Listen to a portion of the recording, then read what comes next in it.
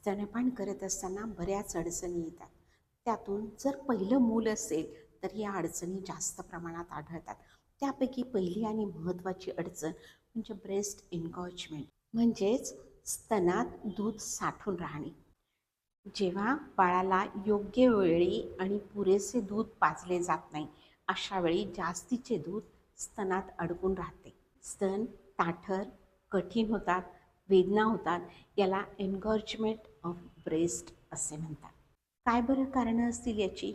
तर याची कारणं म्हणजे वेळेवर बाळाला फीड न करणे, फीड करत असताना लॅच बरोबर न बसणे किंवा अचानक दूध जास्त प्रमाणात तयार होणे, यामुळे ब्रेस्ट एन्गॉर्जमेंट होऊ शकते. काही महत्त्वाची लक्षणे दिसतात, ती म्हणजे स्तन घट्ट झालेले दिसते, लालसर असते, फुगीरपणा असतो आणि बाळाला दूध पाजण्यास त्रास होतो. खूप वेळा हलकासा ताप येतो.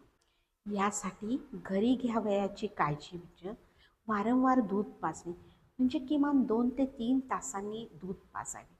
लॅच बरोबर असावी, मातेची पोझिशन नीट असावी. पोझिशन्स आणि लॅच याबाबत आपण मागील व्हिडिओत बरीच चर्चा केलेली आहे.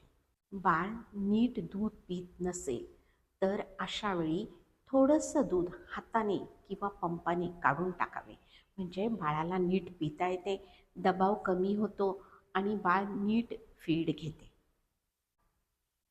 तर अधिक माहितीसह आपण भेटतोय पुढील भागात. एक पाऊल आरोग्याकडे. धन्यवाद.